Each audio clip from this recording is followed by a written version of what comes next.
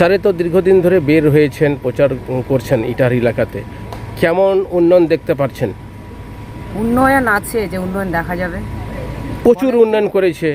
সেটা ইটাহারবাসী সাধারণ মানুষের কাছে প্রশ্ন করবেন, উত্তরটা ভালো পেয়ে যাবেন। কি কি সমস্যা দেখতে পাচ্ছেন এলাকায়? কি সমস্যা নেই।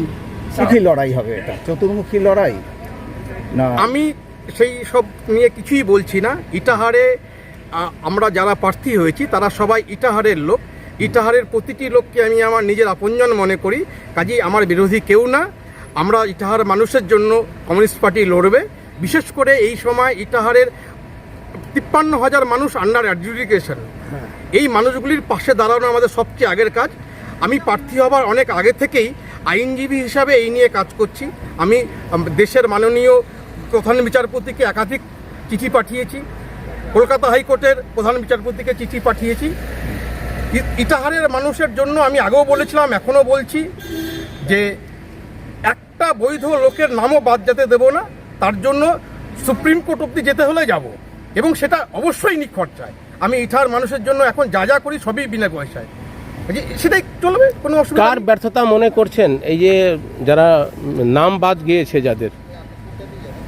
দেখুন, এটা নিয়ে আমার একবারে সুস্পষ্ট মত। পরিকল্পনা বিজেপি সেই পরিকল্পনা রূপায়িত করছে ইলেকশন কমিশন এবং আমাদের তৃণমূল পরিচালিত সরকারের মাধ্যমে।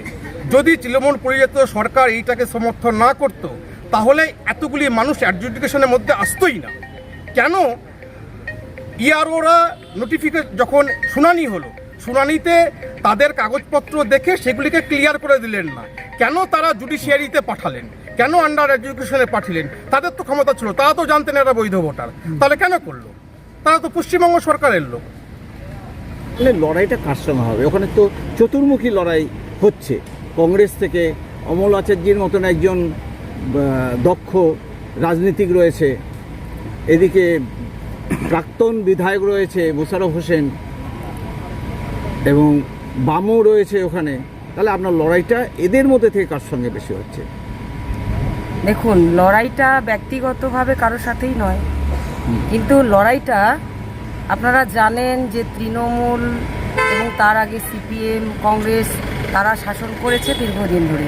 এই দীর্ঘদিন ধরে আর এখন যে বর্তমানে শাসনের অধীনে ছিল এই ইটাহার বিধানসভা কি করেছে, এবং ইটাহারবাসীর মানুষ যে মানে দুর্নীতির কবলে ভুগছেন, শুধু এটাই প্রমাণ হচ্ছে।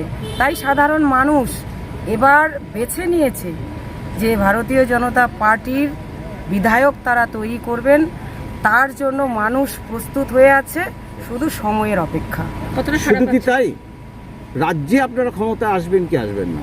100% ক্ষমতায় চলে আসলে আপনারা কি করবেন এই অবস্থায়? যে আমাদের পশ্চিমবঙ্গে যখন আমাদের ভারতীয় জনতা পার্টির সরকার প্রতিষ্ঠিত হবে, সর্বপ্রথমে এই সমগ্র পশ্চিমবঙ্গকে আগে সোনার পশ্চিমবঙ্গ করা হবে।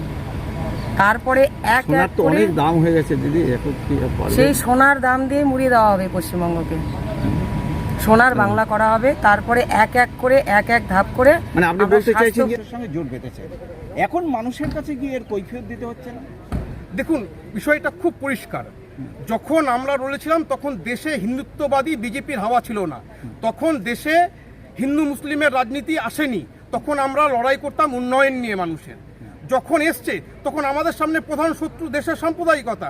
আমাদের বহুত্ববাদী ভারতবর্ষের ঐক্য বজায় রাখা আমাদের প্রধান কাজ।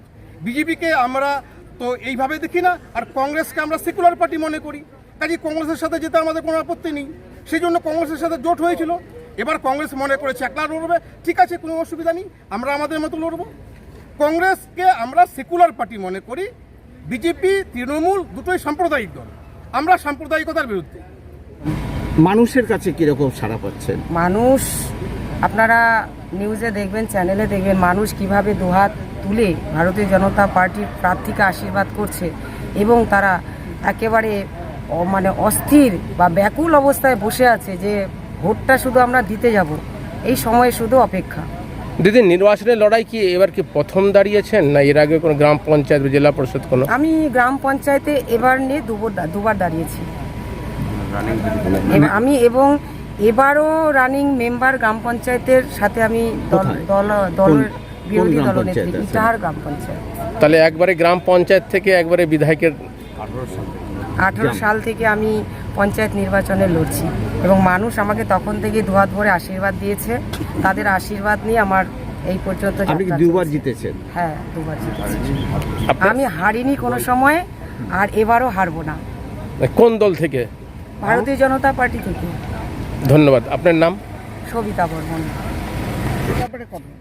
দেখুন, কমিউনিস্টরা সবসময় আশাবাদী, ঠিক আছে? কত পার্সেন্ট ঠ্যান না, আমি 100% আশাবাদী। আমার যারা কমরেড আছে, আমি তো কিছু নই। কমিউনিস্ট পার্টি লড়ছে, কমিউনিস্ট পার্টি সবাই নেমেছে, মনপ্রাণ দিয়ে নেমেছে, আমরা জিতব। একটা কথা, উৎপল দাস ইটাহার থেকে কমিউনিস্ট পার্টির প্রার্থী। ধন্যবাদ।